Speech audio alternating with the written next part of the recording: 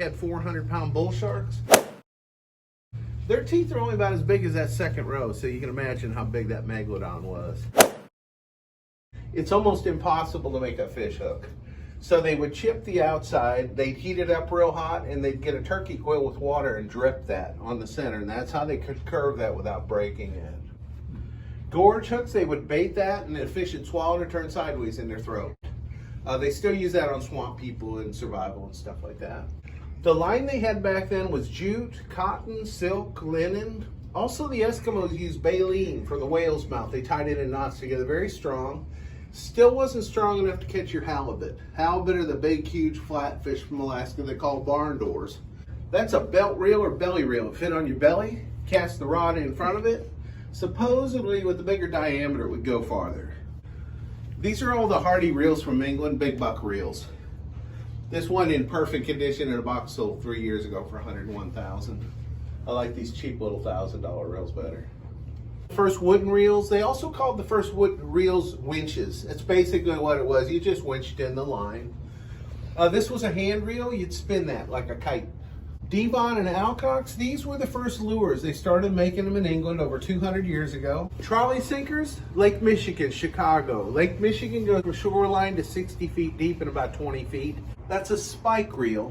They would drill a hole through the rod and put that spike through there. That's the first known reel to exist. That's from the 1730s. Wow.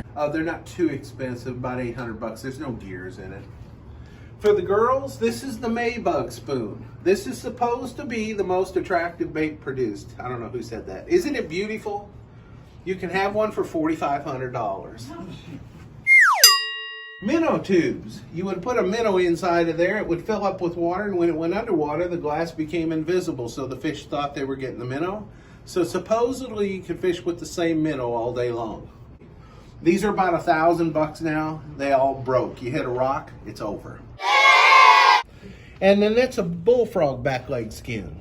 And they still make those in Shreveport, Danny Bacon. Pac-Man, before Pac-Man was ever dreamed of. Sparrow feather one, I don't know how they got the sparrow feathers. Spinno minnow had a little spinner in it.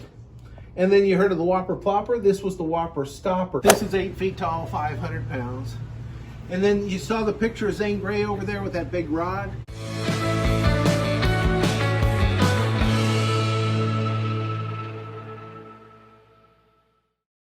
Alright guys, well that was pretty awesome. I had no idea that it was like a guided trip, but that guy, he was really nice. And that was a really cool shot. There was like these super crazy old lures, like from like the 1900s and all that kind of stuff, like really old lures. That was really cool.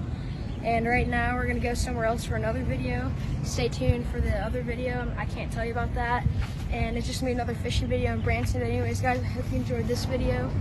I got this sign that says Real Men Fish, but the real is spelled like a fishing reel, R-E-E-L, and then men fish, real men fish. So anyways, yeah, hope you guys enjoyed the video.